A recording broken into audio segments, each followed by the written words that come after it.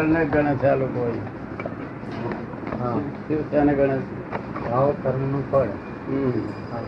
દ્રવ્ય કર્મ. મૂળ જે દ્રવ્ય કર્મ છે તો આંખે પાટા બંધાવે છે તે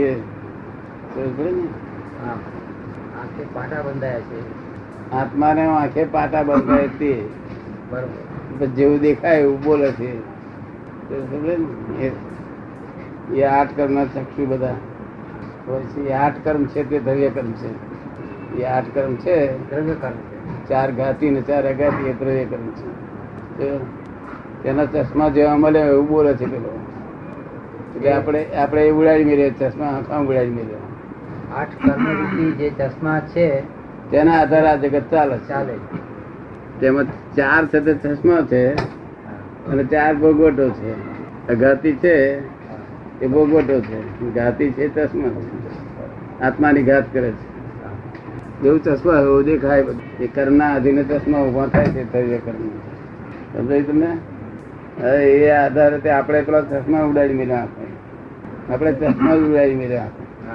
અને પાર ક્યારે આવે? બધી યોજના ભટકે તારે પાર આવે ચશ્મા.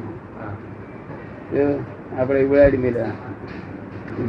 દ્રવ્ય કર્મ, ભાવ કર્મ, કર્મ બધું ઉડાડી મેળવ્યા. બંને ગયા. ભાવ કર્મ ઉડાડી મેળવ્યું. આપણે વાત જ ઉડાડી મેળવી. જગત ના ક્રમિક માર્ગ ભાવ કર્મ ઉપર આધાર. એટલે દ્રવ્ય કર્મ ના આધારે ભાવ કર્મ થાય.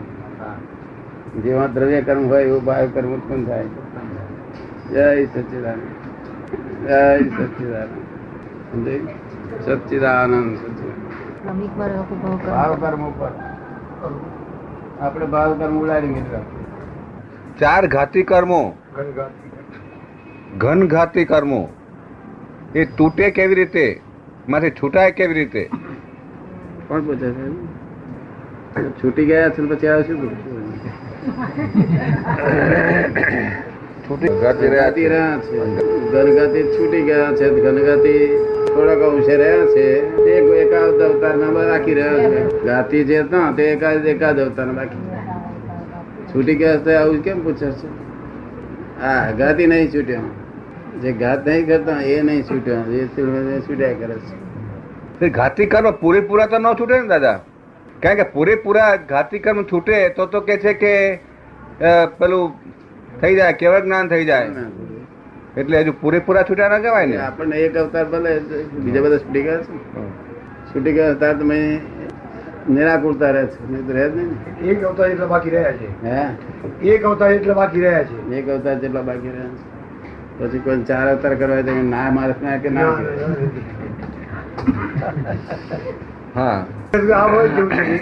મારા કહેવા પ્રમાણે ચાલે તો એક અવતાર થી બીજો અવતાર થાય નહીં. એક અવતાર નથી કરો કે મારે.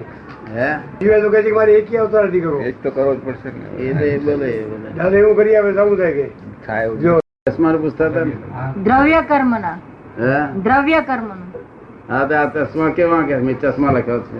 હા, તો એ દ્રવ્ય કર્મના પાટા છે ને તેથી આ આંધળાભૂત થઈ જાય ને બોલાય છે ને. હું અને પાછળ કે છે હું આચાર્ય છું, આત્મા જાણ્યો નથી તો એ બોલે છે.